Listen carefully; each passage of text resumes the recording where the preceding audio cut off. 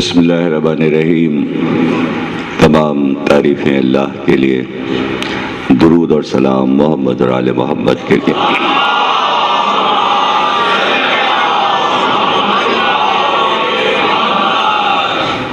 1429 ہجری کے الوداعی اشے کی 8ویں تقریر آپ حضرات قصر مسیب میں سماعت فرما رہے ہیں۔ حضرت رسول خدا کے آخری لمحات، اس موضوع پر ہم روزانہ آپ سے گفتگو کر رہے ہیں، اور زیر نظر تاریخ کے وہ اوراق ہیں کہ جس میں سرکار رسالت نے امت کو کچھ دینا چاہا،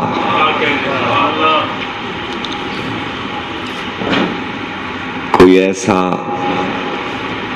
نسخہ عطا کرنا چاہا تاکہ امت کے ٹکڑے نہ ہوں اور امت گمراہی کی طرف نہ جائے۔ رہنما کا کام ہے کہ اپنی امت کو، اپنی قوم کو بچائے اور شیطان کے چنگل میں نہ جانے دے۔ چونکہ سرکار کی زندگی میں بہت سے ایسے موقع آئے جس میں آپ نے بتایا کہ بہت سخت عذاب ہے آخرت کا، اور یہ آیتیں آئی ہیں اور اس میں جو گزشتہ قومیں گزری ہیں ان پر دنیا میں ہی عذاب آئے اور انہوں نے سخت ترین عذاب دیکھے پیغمبروں کی امتوں نے، تو انہوں نے یہاں کا عذاب بھی بھگتا اور پھر آخرت کا عذاب بھی ان کو بھگتنا ہے۔ لیکن ہمارے اللہ نے ہم سے یہ کہہ دیا ہے کہ آپ کی ذات، مبارک ذات، چونکہ اس زمین پہ قدم رکھ چکی ہے، اس لیے دنیا میں آپ کی امت پر عذاب نہیں آئے گا۔ لیکن ان کو یہ بتا دیجئے کہ جو عذاب یہاں ٹل جائے گا پھر وہ بھی حساب میں لگا لیا جائے گا، اور آخرت کے عذاب کے ساتھ ہر امت سے زیادہ سخت عذاب آپ کی امت پر کیا جائے گا اگر اس نے آپ کا دامن چھوڑ دیا اور آپ کا کہا نہیں مانا۔ یہ ایک سیدھی سی بات تھی۔ اب جیسا کہ میں گفتگو کر رہا تھا کہ امام بخاری نے 7 مقامات پر یہ بات لکھی کہ آخری لمحات میں سرکار پہ یہ الزام لگایا گیا کہ معاذ اللہ آپ ہذیان بک رہے ہیں۔ تو سمجھ میں یہ بات آئی کچھ کہ بخاری نے 7 مقامات پر یہ بات کیوں لکھی، اور وہ بات یوں سمجھ میں آئی کہ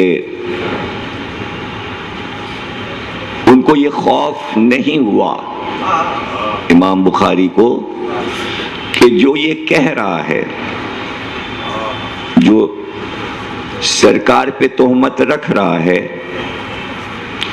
انہیں اس شخصیت کی طرف سے اطمینان ہے کہ اس کا کچھ نہیں بگڑے گا، اس لیے 7 جگہ پہ انہوں نے لکھا۔ ان کو لکھتے وقت یہ یقین ہے کہ کوئی ذرا سے بھی بات کہنے والے پہ نہیں آئے گی، اور آج تک نہیں آئی۔ وہ اسی طرح اپنے دھلے دھلائے ڈال کے توڑے اور سب سے بڑی شخصیت بنے ہوئے ہیں اور ان کے نظام کی باتیں ہوتی ہیں اور وہی سب سے بڑے، وہی سب سے بڑے۔ تو ایسی شخصیت ہیں وہ کہ اس پہ ذرا غور کیجئے کہ بزرگ بچوں کا ساتھ دے دیں، یہ ذرا مشکل کام ہوتا ہے، اس لیے کہ زمانہ جب آگے بڑھ جاتا ہے تو بزرگوں کا دور دوسرا ہو جاتا ہے اور جوانوں کا دوسرا ہو جاتا ہے۔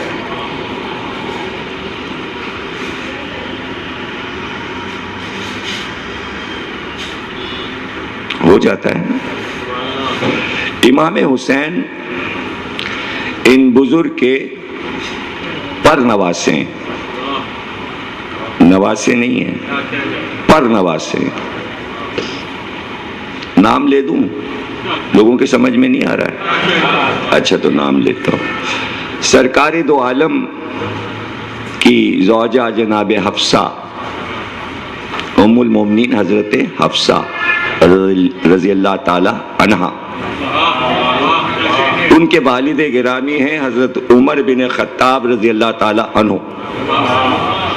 تو حضرت حفصہ جناب سیدہ کی ماں ہوئی، اس لیے کہ ان کے باپ کی بیوی ہے، باپ کی بیوی ماں ہوتی ہے، تو اب ان کے والد جناب سیدہ کے نانا ہوئے، یعنی حضرت عمر جناب سیدہ کے نانا ہیں، تو امام حسین کے پر نانا ہوئے۔ نانا تو رسول خدا اور ماں کا نانا پر نانا ہوا، لیکن انہوں نے جدید دور تک پر نواسے کا ساتھ دیا کہ آج بھی لکھا جاتا ہے پہلی محرم کو عشرہ فاروق و حسین۔ ترقی یافتہ بزرگ ہیں، پر نواسے کے ساتھ تک چل رہے ہیں۔ تو اس عشرے کی روشنی میں اطمینان ہے کہ بخاری نے پتہ نہیں کیوں 7 جگہ یہ لکھ دیا،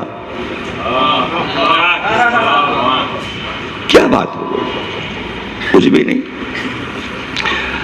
تو ذاکر نائک سے ٹی وی پہ پوچھا گیا کہ یہ بتائیے کہ کتابوں میں لکھا ہے کہ حضرت عمر نے یہ کہا تھا کہ رسول اللہ ہذیان بک رہے ہیں، اس کے بارے میں کچھ بتائیے۔ کہنے ہاں بالکل بالکل ہو سکتا ہے، اس لیے کہ رسول اللہ ہم جیسے بشر تھے اور ان سے ہذیان ہو سکتا ہے۔ تو شخصیت بچ گئی۔ تو اب پتہ چلا کہ بخاری کو اطمینان کیوں تھا۔ بخاری نے 7 جگہ اس لیے لکھا کہ یہ ثابت کرے کہ محمد ہم جیسے بشر تھے، اس شخصیت سے ان کا کوئی واسطہ نہیں، کیا کہا گیا کیا نہیں کہا گیا، یہ ہے 7 جگہ اس لیے لکھا تاکہ محمد ہم جیسے بشر ثابت ہو سکے، یعنی اس کو انہوں نے بے ادبی میں نہیں تصور کیا، یہ تعریفی کلمات سمجھے گئے۔ تو اب کیا کریں؟ اب 2 ہی راستے کہ یہاں پر یا تو ایک پارٹی چلے کہ جو ان کو بھی پسند کرے اور رسول اللہ کو بھی پسند کرے، یا پھر 2 پارٹیاں بنے، ایک رسول اللہ کی پارٹی بن کے دفاع کرے کہ نہیں ہمارے جیسے بشر نہیں تھے اور انہیں ہذیان نہیں ہو سکتا۔ اب وہ اپنی جگہ بہت اچھے ہیں، ٹھیک ہے، بہت عمدہ ہیں، ہمیں ان سے کوئی غرض نہیں۔ آپ انہیں اچھا سمجھیے کہ انہوں نے بہت اچھے کلمات کہے اور سمجھ کے کہے، اور ان کو یہ یقین تھا کہ رسول اللہ سے یہ غلطی ہو رہی ہے معاذ اللہ، تو کوئی بات نہیں، ہمیں ان سے کوئی غرض نہیں۔ اور وہ ایک پارٹی ہے، بخاری ہیں اور وہ ہیں اور تیمیہ ہیں اور اس میں ابن اسیر ہے اور سب ہیں، سب بہت اچھے، سب بہت اچھے، لیکن ہم کو یہ حق حاصل ہے کہ ہم سرکار کی رسالت کو سیاسی نہ بننے دیں۔ ہم اس کو نبوت ہی مانیں اور اللہ کی طرف سے مانیں تو یہ حق ہمیں دے دیجئے. ہم کسی کی برائی نہیں کرتے، نہ ہم تبرہ پڑھتے ہیں، نہ مناظرہ پڑھتے ہیں. اگر ہم سرکار کا دفاع کریں تو وہ حق ہمیں دے دیجئے. اس لیے کہ آج اگر ڈنمارک کے کارٹون بنانے والوں کے لیے ہڑتال ہو رہی ہے اور جلوس نکالے جا رہے ہیں اور ان پہ لعنت ملامت ہو رہی ہے تو ہلکا سا خاکہ ہی تو بنا دیا ہے، اس میں کیا مصیبت ہو گئی ہے؟ تو کم از کم ہم ہڑتال تو نہیں کر رہے ہیں کہ کس نے ہذیان کہا، کیا ہوا.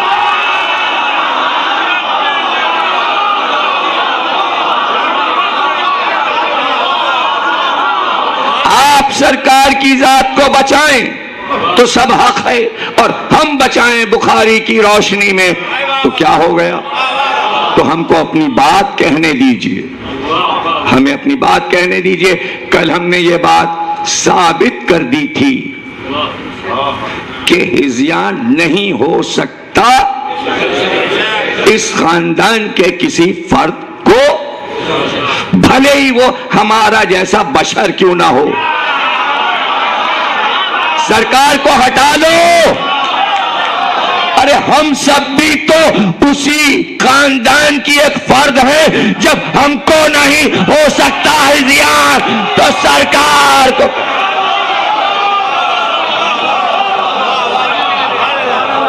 اب آپ اس جملے پہ کچھ لوگ پریشان ہو گئے ہوں گے تو میں یہ بھی فیصلہ کر دوں. دیکھیے پہلے زمانے میں کتابیں اٹھا کے پڑھیے، جب بادشاہوں کا دور تھا تو آپ کو ایسے قصے بہت سے مل جائیں گے. ایک بادشاہ نے 2 شادیاں کر لیں، ہندوؤں کیا، مسلمانوں کیا، عیسائیوں کیا، سب کیا مل جائے گا. اتفاقاً 10 بھی ہو سکتی ہیں، 8 بھی ہو سکتی ہیں. میں 2 پہ بات کہہ رہا ہوں. 2 کر لی تو ہمیشہ پہلی والی کو بڑی بیگم اور دوسری والی کو چھوٹی بیگم.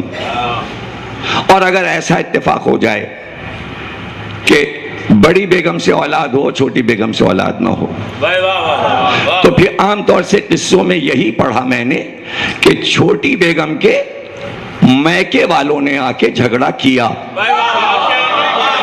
اولاد نہیں تو اب جھگڑا کون کرے؟ تو اس طرح 2 گروپ بن گئے. ایک طرف بڑی بیگم کی اولاد کا گروپ ہو گیا اور دوسری طرف چھوٹی بیگم کے میکے والے ہو گئے، اور 2 گروپ بن گئے. خامخائی کے 2 گروپ بن گئے، اس لیے کہ چھوٹی بیگم چپ نہ بیٹھی. اب بھئی اولاد نہیں ہے تو چپ بیٹھ جائیے.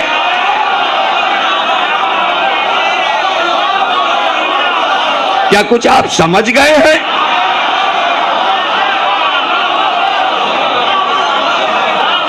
کیا کچھ آپ سمجھ گئے؟ تو مجھے کھل کے یہ بات کہنے دیجئے کہ اگر رسول اللہ کی 2 ازواج تھیں، ایک خدیجہ اور ایک کوئی اور،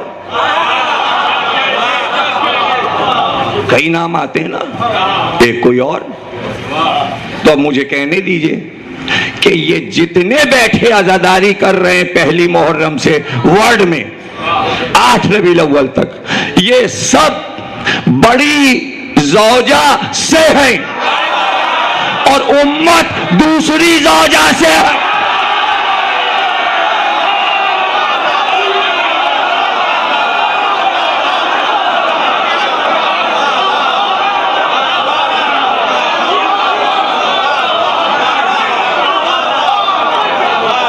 اب ہم حق بجانب ہیں یہ کہنے کے لیے کہ پہلی زوجہ کی اولاد تھی، اولاد کی اولاد ہوئی. دوسری زوجہ کی اولاد نہیں تھی، گود لی ہوئی اولاد ہے. اچھا تو اصلی آپ ثابت کر دیجئے. وہ گود لیے ہیں، ہم ہیں. جھگڑا چل رہا ہے. ابھی جھگڑے میں جو اولاد ہوگی وہ باپ کو بچائے گا. گود لی ہوئی اولاد کو اس سے کیا؟ وہ تو کسی اور کی اولاد ہے. وہ اپنے اپنے باپ کو بچائیں گے، ہم اپنے باپ کو بچائیں گے.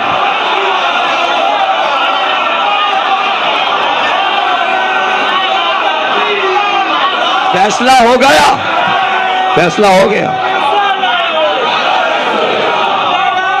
بس یہ ہے سیدھی سی. یہ اختیار دنیا کا ہر قانون ہم کو دیتا ہے کہ اگر رگوں میں خون دوڑ رہا ہے تو وہ کون سی اولاد ہوگی جو باپ کے بارے میں یہ سنے اور کہنے والے کا فیور کرے اور باپ کا فیور. آپ کو ان کا فیور مبارک, ہم کو محمد کا فیور مبارک.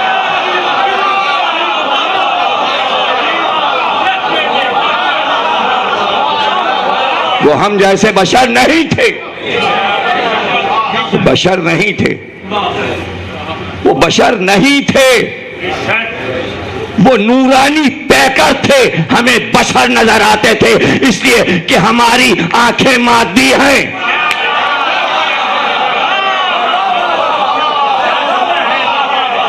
اور جملہ دے دوں سوچنے کے لیے منطق کا ہی صحیح, اگر اللہ اپنے آپ کو ظاہر کر دے تو جو وہ ہے وہ ہمیں نہیں دکھائی دے گا. نہیں سمجھے آپ؟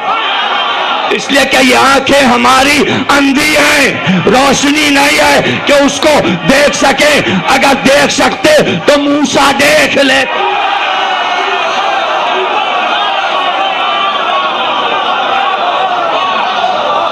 یہ تو اس نے کرم کیا ہم پر کہ محمد کو ہمیں دکھا دیا.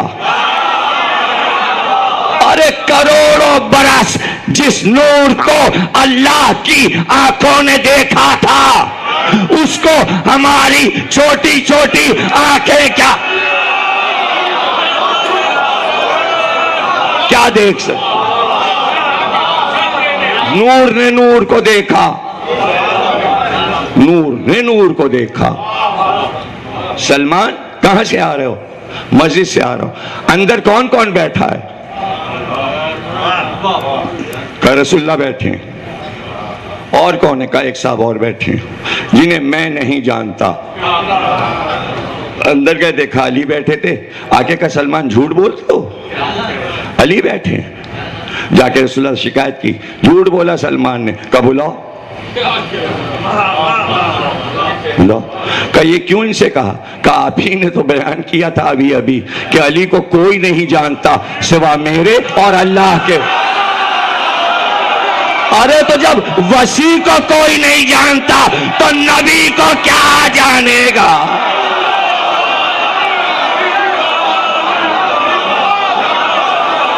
پہچاننا اور ہے, جاننا اور ہے. اے امت نبی, تو نے نبی کو پہچانا مگر جانا نہیں. اب یہ صدیاں دی گئی ہیں قیامت تک کی جاننے کے لیے. موقع غنیمت ہے, جاننا چاہو تو جان لو, لیکن وہیں جاؤ جہاں جنوایا جا رہا ہو.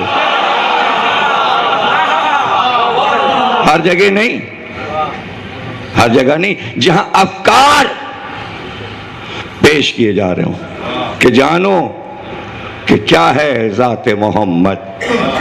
کروڑوں نعتیں کہہ لیجئے, فائدہ کوئی نہیں ہوگا. جتنی چاہے اچھی طرزیں بنا لیجئے, اور طرزیں ختم ہو جائیں تو ندیم سرور کے نوحوں کی طرزیں لگا دیجئے. دف پہ لے آئیے, میوزک پہ لے آئیے, وہ کچھ بھی کیجئے. سمجھا نہیں پا رہے ہیں آپ سرکار کی ذات کو. سرکار کی ذات کو سمجھانے کے لیے ضروری ہے کہ ہر لمحہ سرکار کا نور ہے, نور, ہر لمحہ نور ہے.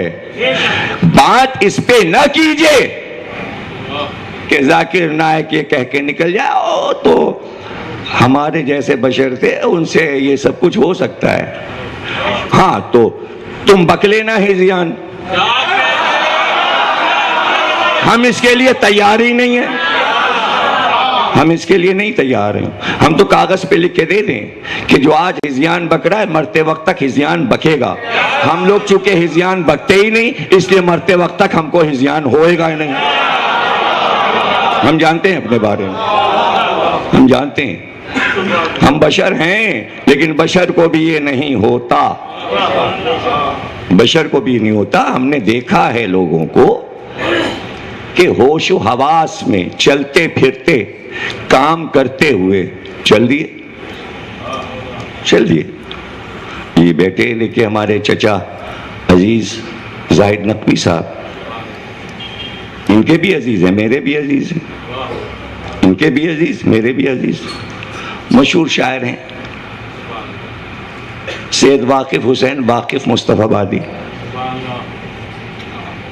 جناب سیدہ کے سارے نوے انہوں نے لکھے ہیں. میری جو کتاب جناب سیدہ پہ آئی ہے اس میں میں نے ان کے سارے نوحے دیے, مشہور نوحے جو ہمارے ہاں مجلس ہوتی ہے جماعت اسلامی میں اشرا, اس میں پڑھے جاتے ہیں. انہوں نے کبھی شہزادی کا نام نہیں لیا. ہم لوگ نام لے دیتے ہیں کبھی کبھی حضرت کہہ کر, جناب سیدہ کہہ دیتے ہیں, حضرت فاطمہ زہرا کہہ دیتے ہیں, لیکن وہ ہمیشہ کہتے تھے سرکار, ہماری سرکار, ہمیشہ ساری زندگی سرکار. ولادت کا دن ہو تو سرخ رومال میں 5 انار باندھ کر صبح صبح حضرت ناصر ملت جن کے پوتے اس دن یہاں مجلس میں آئے تھے آغا روحی صاحب, ان کے یہاں پہنچ جائیں اور کہیں آج شہزادی سرکار کا جشن ہے, نظر دے دیجئے. اور جب شہادت کا دن آئے تو نوحے لکھیں, اور جب عزا خانے میں جائیں جہاں تابوت ہے شہزادی تو منہ پہ رومال ڈال لیں, آنکھیں بند کر لیں کہ تابوت پہ نظر نہ پڑ جائے. اور لکھنؤ میں ایک محلہ حیدر گنج ہے, باہر بازار ہے, آگے بڑھیں تو ان کا آغا روحی صاحب کا شریعت قدر ہے, قریبی میں بازار گئے اتوار کا دن صبح اور 2.5 گز لٹھا خرید کے لے آئے, اور اس کے بعد گھر میں کہنے لگے کہ کھچڑی پکا دو مونگ کی, وہ کھاؤں گا اور میں نماز پڑھ لوں. زور اثر کی نماز پڑھی, کھچڑی کھائی اور اس کے بعد چادر اوڑھ کے لیٹ گئے اور یہاں تک چادر ڈال دی اور کہہ لے بھئی آج میرے جانے کا دن ہے. اور اس کے بعد سارے عزیزوں کو بلایا اور کہنے لگے کہ بھئی جب میں منہ پہ چادر ڈال لوں تو سمجھ جانا سرکار کی سواری آ گئی. تھوڑی دیر کے بعد انہوں نے یہ کہہ کے منہ پہ چادر ڈالی, سرکار کی سواری آ گئی, میں چلا. چادر ڈال لی, اس کا چادر ہٹائی گئی, روح پرواز کر چکی تھی. تو ان کے جو مداح ہیں انہیں ہذیان نہیں ہوتا. یہ تو میں نے ایک واقعہ سنا دیا جو تاریخ میں موجود ہے, میں لکھ بھی چکا ہوں اس واقعے کو کتاب میں. ایسے میں 1000 واقعے آپ کو سنا دوں جو لوگوں نے آنکھ سے دیکھے ہیں, بلکہ میں نے خود دیکھے. میں نے اپنے بزرگوں کو دیکھا ہے, جاتے ہوئے دیکھا ہے, میں نے اپنے والد کو جاتے ہوئے دیکھا, بات چیت کرتے ہوئے. شب جمعہ ان کا انتقال ہوا میرے والد کا. بدھ کے دن آنکھیں بند تھیں, بات کر رہے تھے تو بار بار کہہ رہے تھے آج نہیں. تو بعد میں نے پوچھا, میں نے کہا یہ کس سے کہہ رہے تھے آپ کہ آج نہیں. کہہ رہے میں نے اس کو منع کیا, آج بدھ کا دن ہے, میں آج نہیں جاؤں گا, کل آنا. اچھا اگر غلط ہو جاتا ہے حساب تو میں سمجھتا ہے ایسے ہی کہہ رہے ہیں. دوسرا دن آیا شب جمعہ, ابھی شب جمعہ شروع ہوئی, مغرب کا وقت تھا, کہ لیجئے وہ چلے گئے. جس وقت بلایا تھا اس وقت پہ وہ آ گیا, جو وعدہ تھا تو چلے گئے, کہنے کہ شب جمعہ چلیں گے. یہ میں نے والد کو دیکھا اس لیے کہ میرے زانوں پہ انہوں نے سفر کیا. ایسے ہی میں نے اپنے دادی کو دیکھا, بزرگوں کو دیکھا. میں نے تو نہیں دیکھا کہ کوئی جاتے وقت کوئی ایسی بات کر رہا ہو کہ جو اچنبے والی ہو اور یہ کہا جائے کہ چلتے وقت اس نے ہذیان بکا. تو یہ فارمولہ کہاں سے آیا کہ اگر بشر ہے تو ہذیان ہوگا؟ نہیں, بشر کو ہذیان نہیں ہوتا, چاہے نوری ہو یا مادی ہو, ہذیان نہیں ہوتا. ہذیان اس کو ہوتا ہے جو خاندانی پاگل ہو.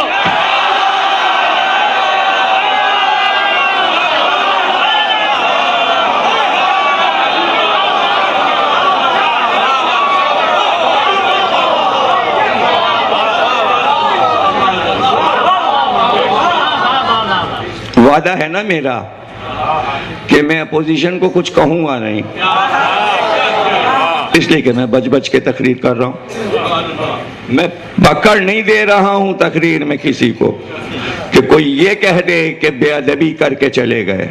میں سب کو محفوظ رکھ رہا ہوں. میں تو صرف رسول اللہ کا دفاع کرنا چاہ رہا ہوں. میں کیوں کسی سے نپٹوں؟ یوم دین تو ہے نا، وہ رکھے بیٹھے ہوئے ہیں یوم دین. اور آخر میں انہوں نے کہہ دیا ضالین اور غیر المغضوب سب کہہ دیا ہے، تو ان کو بھی پتا ہے یوم دین آنا تو ہمارے پاس ہے. جاؤ گے کہاں؟ تو حساب کتاب سارا قرآن میں لکھا ہوا ہے. بیان کرنے کی ڈیٹ ہے، موضوع بنانے کی. آئندہ وہ بھی موضوع بنا لیں گے کہ وہاں کے مناظر کیا ہوں گے، وہ قرآن میں موجود ہے. کوئی ایسی بات تو نہیں ہے. ہم تو صرف یہ جانتے ہیں کہ اس وقت ہم یہ سوچ رہے ہیں کہ ایک عام انسان کو بھی موت کے وقت ہذیان نہیں ہوتا اور وہ علم غلم بکواس نہیں کرتا مرتے وقت. ہزاروں مثالیں جتنے لوگ یہاں بیٹھے ہیں سب کے بزرگوں کی سب کے پاس محفوظ ہیں، اور کوئی ایک یہ نہیں کہہ سکتا کہ ہمارے خاندان میں دور دور یہ سنا گیا کہ وہ مرتے وقت علم غلم بک رہا تھا، فضول بات کر رہا تھا. جتنے بیٹھے ہیں، شیعہ بیٹھے ہوں یا سنی، کسی بھی مسلک کا ہو، کسی کیا ایسا واقعہ ہی نہیں ہوا ہوگا کہ پاگلوں کی طرح بڑبڑا رہے ہوں مرتے وقت. اگر کسی کے اجداد میں ہوا ہے تو قصہ ہمیں سنائے تاکہ میں یہاں سے پڑھ دوں.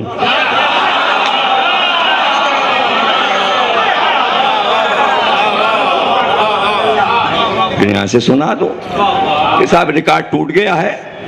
ایک صاحب یہ واقعہ لائے ہیں کہ فلانے کے ابا یا دادا مرتے وقت پتھر مار رہے تھے اور بولائی بولائی باتیں کر رہے تھے. بولائی بولائی باتیں. پاگل پن کا دورہ پڑ گیا تھا چلتے وقت، یا یہ کہ جانا نہیں چاہ رہے تھے، رسی سے باندھ باندھ کے بستر پہ لٹائے جا رہے تھے. نہیں ہمیں نہیں جانا، نہیں ہمیں نہیں جانا. وہ بھاگ رہے تھے دروازے کی طرف، نکالو ملک الموت کو، نکالو یہاں سے نکالو. ایسا کوئی واقعہ ہو تو سنائیے. بھائی آ گئے، میرنیس نے کہا ہے ہاتھ پیر نہیں ہلے. جب آ گیا بلاوا تو سر جھکا کے جانا پڑا. تو اس میں ہذیان بکنے کا موقع ہی نہیں. اور ذرا ایک بات اور سوچئے، ملک الموت اللہ میاں کی طرف سے اذن یافتہ ہیں. زیادہ 3-5 کرے تو مارتے ہوئے لانا.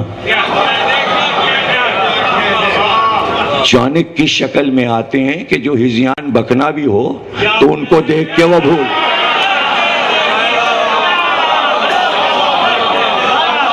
مجال کس کی ہے کہ ملک الموت کے سامنے پاگل پن کی ایکٹنگ تو کر سکے. ہوا سنٹ ہو جاتی ہے ان کو دیکھ کے. چپ. اگر سرکار ہم جیسے بشر ہیں تو پھر آدم بھی ہم جیسے بشر، نوح بھی ہم جیسے بشر، اور جناب ابراہیم بھی ہم جیسے بشر. کیوں؟ یہ تو فخر ہے نا 1 لاکھ کا. تو جب یہ ہم جیسے بشر تو پھر موسیٰ بھی ہم جیسے بشر، اور عیسیٰ بھی ہم جیسے بشر، ادریس الیاس سب ہم جیسے بشر، یعقوب یوسف سب ہم جیسے بشر ہے. تو اگر سرکار کو یہ ہو سکتا ہے تو آدم کو بھی ہوگا،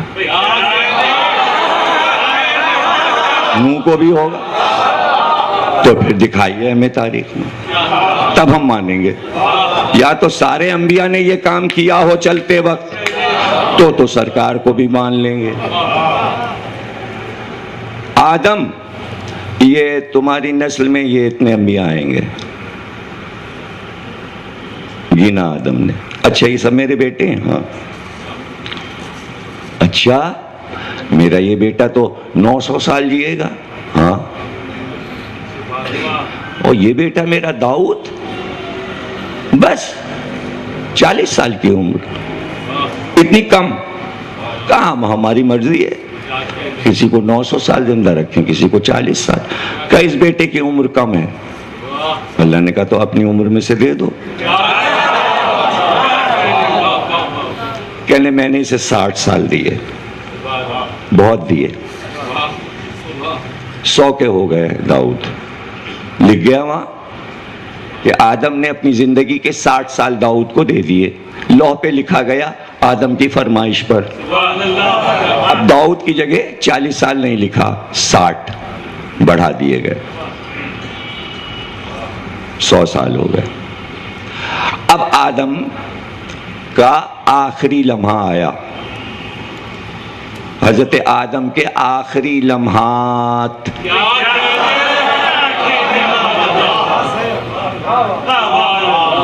ملک الموت آ گئے. آدم کو اپنی عمر یاد تھی کہ کتنی عطا کی گئی, اللہ نے بتا دیا تھا. ملک الموت آئے کہ کیوں آئے ہو؟ چلیے. ابھی کیسے چلیں, 60 سال باقی ہیں. 60 سال باقی ہیں. کہنے کے وہ جو داؤد کو دیا تھا.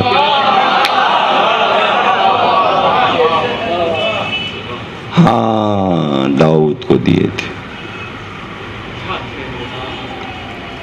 کیسی سمجھداری کی باتیں آدم ملک الموت سے کر رہے ہیں. یاد دلایا گیا, یاد آ گیا. بڑبڑانے لگتے ملک الموت کے سامنے, کچھ اور بن جاتے. مجھے نہیں یاد بات, کوئی 60 واٹ نہیں دیا ہے. تو تاریخ کیا لکھتی؟ وہ تو کہیے کہ اس وقت ملک الموت تھے اور آدم تھے.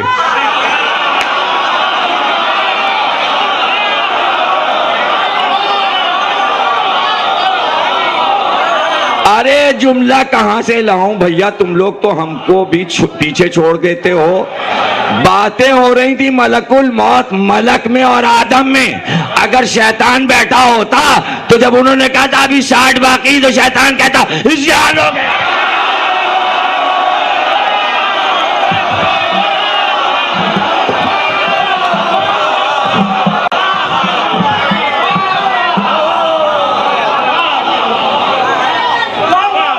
وہ تو کہیا اچھا ہوا اس وقت تھا نہیں. وہ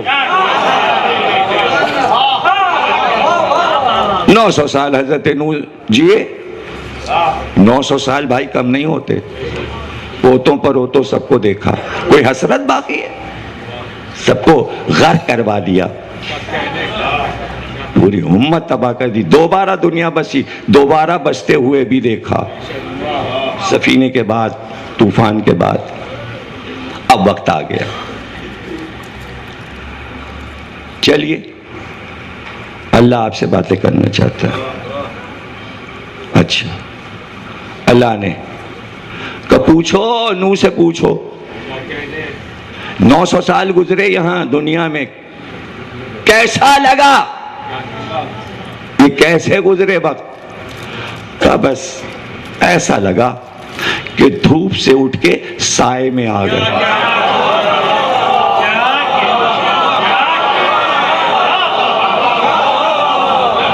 ہے کسی کی مجال جو نوح کے اس تاریخی جملے پہ یہ کہے کہ چلتے وقت ہذیان ہو گیا ہے؟ ایک فارمولہ دے دیا دھوپ چھاؤں کا. یہ زندگی, یہ موت. دھوپ چھاؤں. یہ بھی تو نبی ہیں, ہم جیسے تو نہیں, ہم جیسے تو نہیں. حضرت ابراہیم,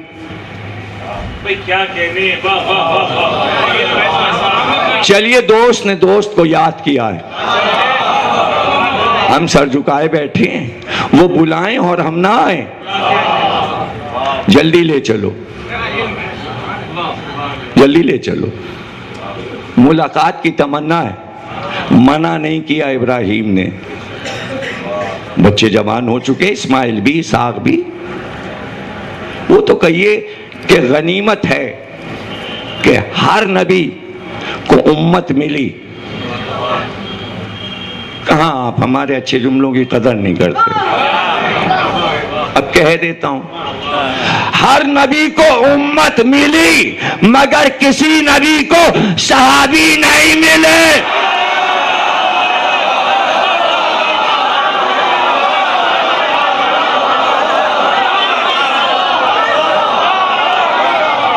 دیکھیں, میں ایسے جملے پر بھی داد لے لیتا ہوں جس کے بارے میں بیک گراؤنڈ آپ کو نہیں معلوم ہوتا, لیکن آپ کو داد دینا پڑتا ہے. لیکن میں پھر چیلنج کرتا ہوں, آدم کے کسی صحابی کا نام بتاؤ, حضرت نوح کے کسی صحابی کا نام بتاؤ, حضرت ابراہیم کے کسی صحابی کا نام ایک کا بتا دو, کل سے مجلس نہیں پڑھوں گا.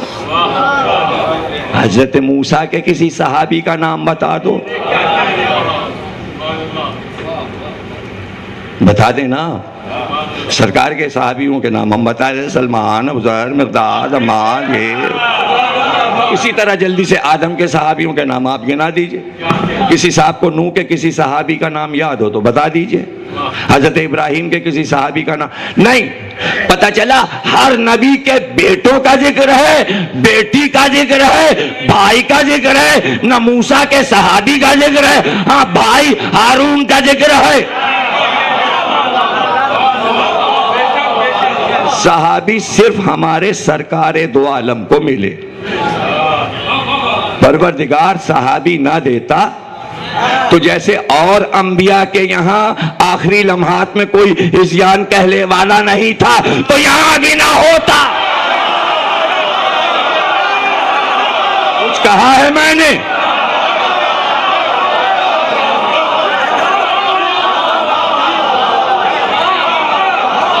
یہاں بھی نہ ہوتا.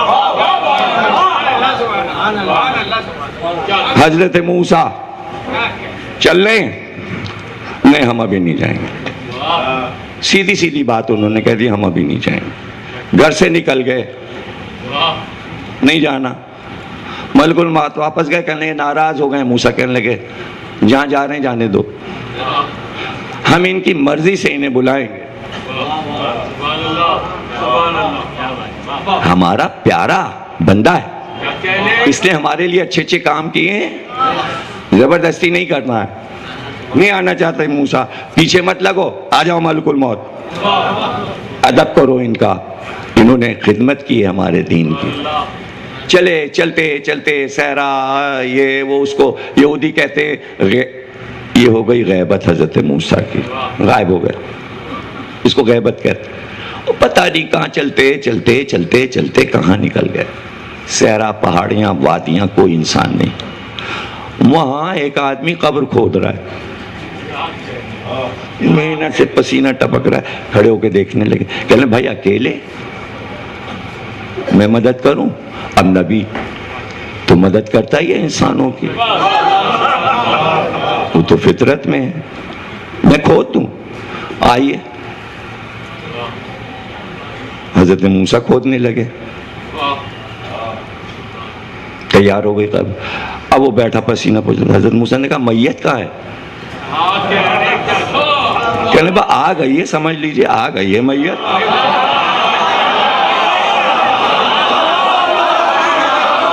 اب حضرت موسیٰ ادھر ادھر دیکھ رہے. اب اس نے کہا, کہنے دیکھیے قبر تو تیار ہو گئی, یا تو میں لیٹ کے دیکھ لوں کہ لمبائی صحیح ہے, یا آپ لیٹ کے دیکھ لیجئے. کہنے ارے آپ کیوں زحمت کرتے ہیں, ہم لیٹ کے دیکھے لیتے ہیں. حضرت موسیٰ جیسے ہی لیٹے یہ اپنی اصل شکل میں آ گئے. آداب, ہم ملک الموت ہیں, اب بولیے چل رہے ہیں, چل رہے ہیں. میت آ گئی. اچھا بھائی چلو. اب وہاں جلوے دکھا دیے گئے. موسیٰ یہ قبر ہے اور یہ تمہارا گھر ہے, تو اب قبر میں تو لیٹے ہیں, تو اس سے اچھی جگہ دکھا دی گئی. نہیں سمجھے؟ کہاں چلو چلو چلو چلو چلو. یہ ہے اللہ کی ہر نبی سے گفتگو. یہاں کوئی گنجائش ہی نہیں کہ کوئی امتی کو الزام لگا سکے، ورنہ یہودی چھوڑتے موسیٰ کو اس لمحے پہ. منہ تو کہیے کسی یہودی کو موسیٰ کا صحابی نہیں بنایا گیا. حضرت ادریس، رفنا کا لفظ ہے، رفت دی، بلندی دی، موت نہیں. لے آؤ جنت کی سیر کرواؤ. سیر کرائے. یہ آدم کا گھر ہے، یہ نوح کا گھر ہے، یہ فلاں کا گھر ہے، فلاں کا گھر ہے، یہ آپ کا گھر ہے، اندر سے دکھاؤ. لے گئے جبریل امی، کل دیکھیے یہ آپ کا اندر سے گھر یہ ایسے بنا ہے. خاص اچھا سا جو کمرہ تھا خوابگاہ، وہیں بیٹھ گئے. چلیے بند کریں، دروازہ بند کریں، واپس چلیں. اور جنت میں آ کے بھی کوئی واپس جاتا ہے؟ اب ہم نہیں جائیں گے، اب ہم نہیں جائیں گے. اللہ نے کہا چھوڑ دو جبریل، اب کیا واپس کریں؟ آپ سمجھے ہی نہیں. دادا سے کوئی چیز لے لی جائے تو پوتا ساری زندگی مقدمہ لڑتا ہے واپس لینے کے لیے. ادریس آدم کے پوتے تھے، دادا سے جنت لی گئی تھی، پوتے نے واپس لے لی.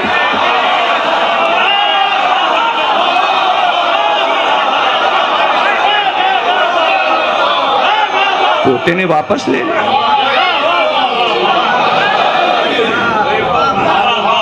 پوتے نے واپس لے لی. لیکن جنت کا مکان اور جنت، آدم کو جنت سے اتنی محبت نہیں تھی اور جنت کے مکان سے اتنی محبت نہیں تھی.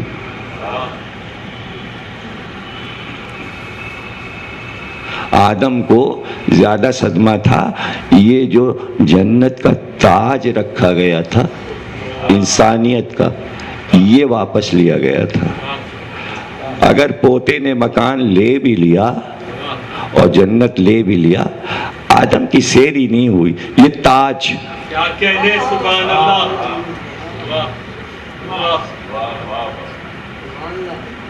یہ تاج، یہ ابھی آدم کو واپس نہیں ملا.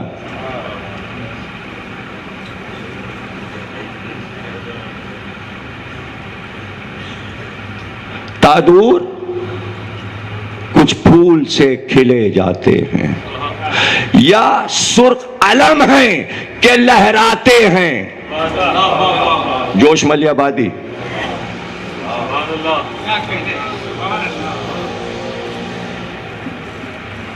فرق آدم پہ تاج رکھنے سر حشر ہٹ جا فرشتوں کہ حسین.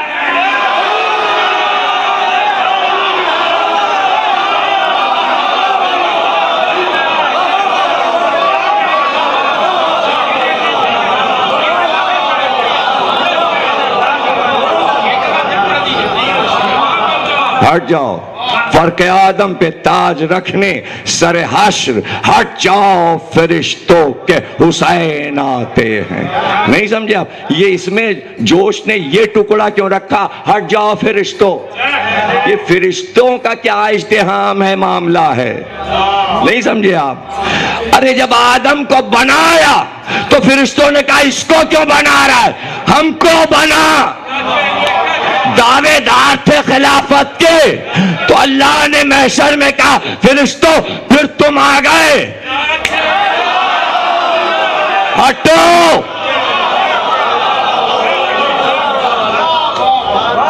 اور ایک اور باریکی جو جوش نے کہی، ہر باریکی پہ شاعر کے نظر رکھا کیجئے. حسین خود نہیں تاج چاہتے، حسین وہ ہے جو انبیاء کے سروں پہ نبوت کے.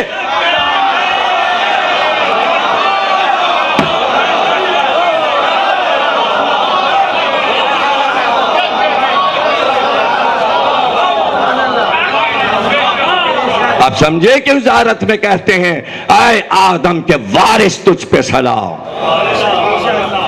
سب کی وراثتوں کو بچایا ہے, سب کی وراثتوں کو بچایا ہے. تو وراثت صرف اس طرح نہیں بچایا ہے کہ کوئی زمین کی وراثت تھی, میرے جملے ضائع نہ کیجیے گا, کوئی خلافت, کوئی دولت, کوئی تاج تھا جسے حسین نے بچا لیا. آدم کا وارث, نوح کا وارث, ابراہیم کا وارث, موسیٰ کا وارث, عیسیٰ کا وارث. حسین کو وارث اس لیے بنایا گیا کہ جس دن سے نبی دنیا میں آئے اور جس دن جائے, پورے کردار کو حسین نے ہر نبی کے محفوظ کیا. نہیں سمجھے؟ پورے کردار کو حسین نے محفوظ کیا. پوری زبان حیات آدم کی حسین نے کربلا میں دکھا دی. نوح کا پورا سفینہ میں طوفان حسین نے دکھا دیا. ابراہیم کا کعبہ بنانا حسین نے دکھا دیا. موسیٰ کی ہجرت حسین نے دکھا دی. آسمان پہ عیسیٰ کا جانا کربلا میں حسین نے دکھا دیا. ثم دنا فتدلی فکان قاب قوسین و ادنی تک محمد کا جانا کربلا میں حسین نے دکھا دیا. علی کا بدر سے اور نہروان تک لڑنا کربلا میں حسین نے دکھا دیا. حسن کی سلو حسین نے کربلا میں دکھا دی. اور فاطمہ کا گھر جلنا حسین نے کربلا میں دکھا دیا. تب وارث بنے ہیں حسین. کرداروں کی ضمانت لے لی حسین نے. کرداروں, میرے نانا کے کردار کی ضمانت میں ہوں. حسین منی وانا من الحسین. حسین مجھ سے ہے, میں حسین سے ہوں. اب لائف میں جو کچھ محمد کے ہوگا وہ حسین کی لائف میں نظر آنا چاہیے, نظر آنا چاہیے. محمد کو لوگ مارنے تو نہیں آئے تھے آخری لمحات میں, چاروں طرف تلواریں لیے لوگ کھڑے تھے کیا, یا تیروں کی بارش ہو رہی تھی محمد پہ؟ محفوظ اپنے بستر پہ بیٹھے ہوئے تھے, پتھر تو نہیں مارے جا رہے تھے. تو جب چاروں طرف سے یلغار نہیں ہے تو دماغ پہ اثر کیسے ہو سکتا؟ کچھ بھی نہیں سمجھ رہے ہیں. ابھی میں مصائب نہیں پڑھ رہا.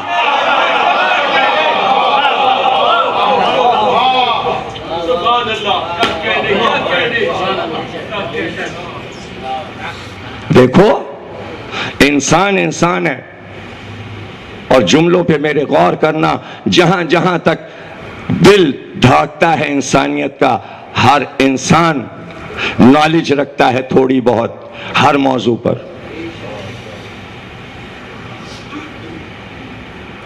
اتنے انسان بیٹھیں, اتنے انسان بیٹھیں, یہاں لا کے کبوتر چھوڑ دو, پھڑ پھڑا کے نکلنا چاہے گا, اسے وحشت ہوگی. میری بات پہ سمجھنا بات. بیچ میں ایک بلی چھوڑ دو یہاں لا کے, اسے وحشت ہوگی, ادھر سے بھاگنا چاہے گی, ادھر سے بھاگنا چاہے گی. حالانکہ سب انسان ہے. انسان یہاں بیچ میں کودتا ہوا آئے, اسے وحشت نہیں ہوگی, بیٹھ جائے گا, بھاگے گا نہیں. ایک بکری ایک بھیڑ لاؤ, وہ توڑا کے یہاں سے بھاگنا چاہے گی. یہ باہر مجمع ہے, گائے آ جائے, کبھی ادھر جائے گی کبھی ادھر جائے گی, بھاگنا چاہے گی. انسانوں کو دیکھ کے اسے وحشت ہوگی. وہ آ کے شرافت سے کھڑے ہو کے کیا مجلس سننے لگی؟ میرے جملے سمجھ گئے؟ درندے اور انسان کی فطرت میں ہے کہ اگر لاکھوں کا مجمع ہو اور بیچ میں جانور آ جائے تو وہ وحشت میں دیوانہ ہو جاتا ہے, پاگل ہو جاتا ہے. ذوالجناح محمد کا گھوڑا تھا,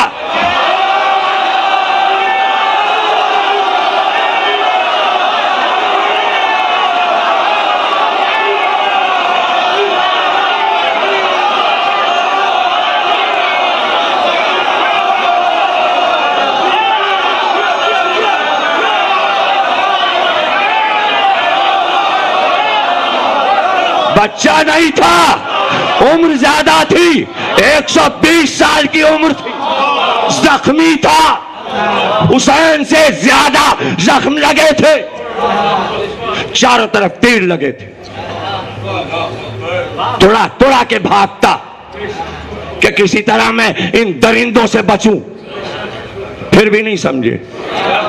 ایک جانور آ جائے چاروں طرف سے ڈنڈے لوگ مارنے لگے، کیا کرے گا وہ؟ سینگ چلائے گا، لیکن اسے تیروں کی پرواہ نہیں، تلواروں کی پرواہ نہیں، خون بہ رہا ہے، اسے ایک ہی پرواہ ہے، میں نبی کے نواسے کو کیسے بچا لوں۔ اب جملہ سنو، جب اس گھر کے جانور کو اذیان نہیں،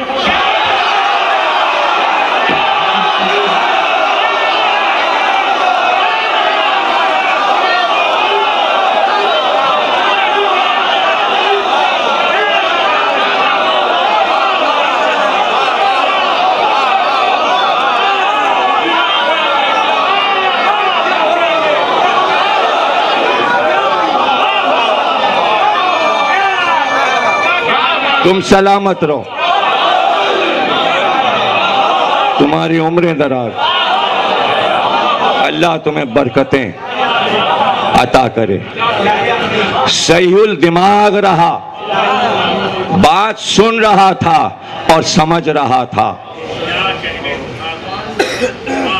بات سن رہا تھا اور سمجھ رہا تھا۔ نبی کہہ رہے تھے لاؤ قلم اور کاغذ تاکہ تمہارے لیے ایک نوشتہ لکھ لوں تاکہ تم گمراہ نہ ہو جاؤ۔ بات سمجھ میں نہیں آئی انسانوں کے، اور حسین کیا کہہ رہے تھے؟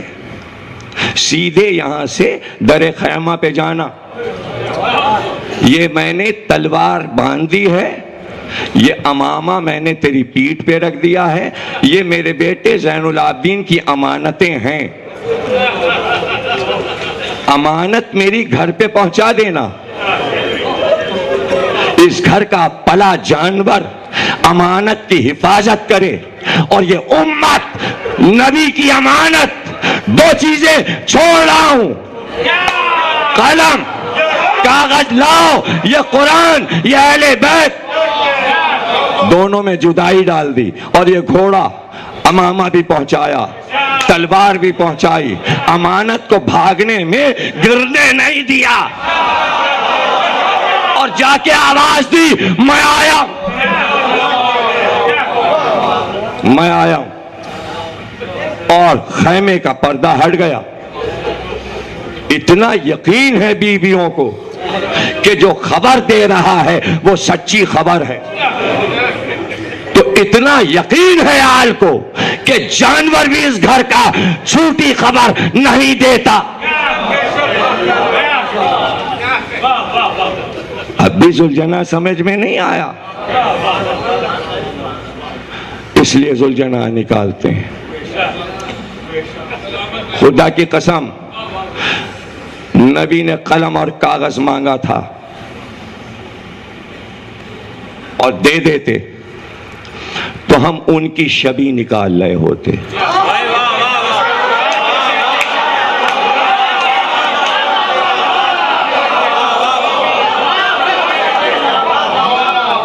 اور لکھوا لیتے، کتنا اچھا ہوتا کہ تحریر ہوتی، اس تحریر کی شبیہ بنا کے رحل پہ رکھ کے عید میلاد النبی کو نکالتے، یہ سرکار نے لکھوائی تھی، یہ اس کی شبیہ ہے، وہ تو نہ رہے، گھوڑا اب تک موجود ہے، گھوڑے کی شبیہ ہے، اس لیے کہ وفا کی خبر پہنچائی۔ سید سجاد نے کیا کہا کہ تو نے خبر پہنچا دی، خبر پہنچا دی، تو امانتیں میں نے دیکھ لی کہ پوری امانتیں لایا، جا روپوش ہو جا، اس لیے کہ ہمیں قید میں جانا ہے، ابھی یہ خیمے لوٹیں گے، ان امانتوں کو میرے بیٹے مہدی تک جانا ہے، جا تجھے راستہ معلوم ہے۔ نکل جا. فرات تک گیا, راستہ دریا کا تھا, پانی میں اترا, لوگ سمجھے دریا میں غرق ہو گیا. غرق تھوڑی ہوا, تیرتا ہوا اس پار گیا. صحرا سے نکلا, راستہ اسے معلوم ہے جانا کہاں ہے. کوہ رضوی تک پہنچا اور ایک پہاڑ کی گفا میں چھپ گیا. جب اسے پتا چل گیا سید سجاد آ گئے مدینے تو واپس آ گئے اور سیدھے گھر نہیں پہنچا, پہلے محمد حنفیہ کے پاس گیا اور کہا یہ چیزیں آپ بھتیجے تک پہنچا دیجئے. کیوں گیا کیوں نہیں؟ یہ چچا کو کیوں سامان دے کے پھر وہیں واپس چلا گیا؟ لیکن محمد حنفیہ نے کہا وہیں جا کے چھپ جا اور ایک ایک امام آتا جائے گا اور تو زیارت کرتے آتے رہنا. 5ویں امام آئے زیارت کرنے آیا, 6ٹھے امام آئے زیارت کرنے آیا, 8ویں امام آئے ایران پہنچا, 9ویں امام آئے, 10ویں آئے, 11ویں آئے. جب 12ویں آ گئے کہا مجھے لے چلیے, جہاں وہ وہاں یہ, وہیں ذوالفقار, وہیں حسین کا امامہ, وہیں حسین کا کرتا, سب کچھ لے کے آئیں گے, ذوالجناح پہ بیٹھ کے آئیں گے. یہ اس کو انعام ملا ہے, اسے عمر ملی ہے. اس گھر کا وفادار سید سجاد کے پاس نہیں آیا. اتنا کچھ دیکھ چکا تھا کہ اس کو معلوم ہے کہ اگر ہم جائیں گے اور دیکھیں گے تو ہم سے دیکھا نہ جائے گا, ہم سے زخمی گلا نہ دیکھا جائے گا, ہم سے زخمی کلائیاں نہ دیکھی جائیں گے, ہم سے زخمی پیر نہ دیکھے جائیں گے. اور پھر سب سے بڑی بات یہ کہ جب میں در خیمہ پر آیا تھا تو سب سے پہلے جس نے آ کر میرے گلے سے لپٹ کے پوچھا تھا میرے بابا کو کہاں چھوڑ آیا, میں اس در پہ کیا جاؤں, سکینہ میرا استقبال کرنے کے لیے دروازے پہ نہیں آئے. قید خانہ شام میں سکینہ بی بی سو رہی. ارے کہیں ایسا بھی کسی کا گھر ویران ہوتا ہے, کہتے ہیں کہ گھر کے جوان گھر کی رونق ہوتے ہیں. کہتے ہیں جس گھر میں بچوں کی آوازیں آئیں وہ گھر بڑا پر رونق ہوتا ہے. ہاں کبھی اس گھر سے جوان نکلا کرتے تھے کمر میں تلواریں لگائے ہوئے, اور کبھی بچوں کی آوازیں اس گھر سے آتی تھیں. لیکن اب تو چولہے بھی نہیں جلتے, اب تو اس گھر سے دھواں بھی نہیں اٹھتا, اب تو اس گھر میں روٹی بھی نہیں پکتی, اب تو روٹی بھی نہیں پکتی, کھانا بھی نہیں پکتا, بچوں کی آوازیں بھی نہیں آتی. اس گھر سے جوان نکلے ہوئے باہر نظر بھی نہیں آتے کہ کوئی جوان برآمد ہوا ہو. زمانہ تو وہی تھا, مہینے بار بار آئے, بعد کربلا عید بھی آئی, کربلا کے بعد پہلی عید آئی. پہلی عید آئی تو مدینے میں ازدحام لگ گیا, اس لیے کہ ہر ایک یہ دیکھنا چاہتا تھا کہ یہ کربلا کے لوٹے ہوئے لوگ عید کیسے منائیں گے. اب یہ تشویش مدینے والوں کو کیوں تھی؟ تشویش اس لیے تھی کہ پہلے پتہ چل جائے کہ یہ عید کیسے منائیں گے, آیا ہم عید منائیں کہ نہ منائیں. جس طرح یہ عید منائیں گے ہم بھی اسی طرح عید منا لیں گے. انتظار میں محلہ بنی ہاشم کے باہر روضہ رسول کے دروازے پہ سب کھڑے ہو گئے مدینے والے کہ کب محلہ بنی ہاشم سے لوگ آئیں گے اور ہمیں پتہ چلے گا کب زین العابدین آئیں گے. اور صبح ہی صبح سب نے دیکھا کہ محلہ بنی ہاشم سے کچھ بیویاں نکلیں سیاہ چادر اوڑھے ہوئے, سر سے پیر تک برقع سیاہ اوڑھے ہوئے, اور ساری بیویاں قبر نبی پہ گئیں اور جا کے سب نے پکار کے کہا یا رسول اللہ آج عید کا دن ہے, آج عید کا دن, ہم آپ کے روضے پر عید منانے آئے ہیں, ہم عید منانے آئے ہیں. بڑا گریہ ہوا, روضہ رسول پر یہ عید منائی جا رہی تھی اور مدینے والے بھی ساتھ میں رو رہے تھے کہ یہی عید ہے بعد کربلا. روضہ رسول سے ایک ایک کر کے بیویاں گھر کو واپس جانے لگیں. ایسے میں ایک بلند قامت بی بی سیاہ چادر اوڑھے ہوئے, پیچھے پیچھے کنیز چادر کا گوشہ سنبھالے ہوئے, بی بی آگے کنیز پیچھے. چلتے چلتے کچھ دور ایک بار وہی بی بی زمین پہ بیٹھ گئی اور دونوں ہاتھ کلیجے پہ رکھ کے سینہ پکڑ کے بیٹھ گئی اور چیخ مار مار کے رونے لگی. ایک شخص آگے بڑھا, اس نے کنیز سے کہا کون بی بی ہے یہ چلتے چلتے زمین پہ کیوں بیٹھ گئی؟ کہا وائے ہو تجھ پر, ارے یہ مادر علی اکبر ام لیلا ہے. کہا یہ چلتے چلتے زمین پہ کیوں بیٹھ گئی؟ کہا جب یہ آگے بڑھی تو اس نے سامنے دیکھا کہ علی اکبر کے جوان دوست کمر میں تلواریں لگائے کہہ رہے تھے ارے علی اکبر نہیں کس سے گلے ملے. تو اس نے پکار کر کہا علی اکبر عید کا دن آ گیا بیٹا, تمہارے دوست پکار. ماتب حسین